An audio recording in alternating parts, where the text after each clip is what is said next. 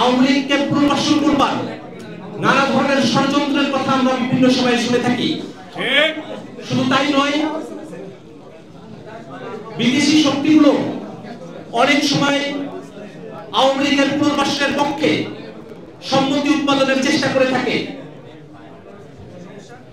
অভ্যুত্থানের পরে যে খুনি হাসিনা বাংলাদেশে মানবতা বিরোধী অপরাধ সংগঠিত করে, গণহত্যা সংগঠিত করে ভারতে পালিয়ে গেছেন।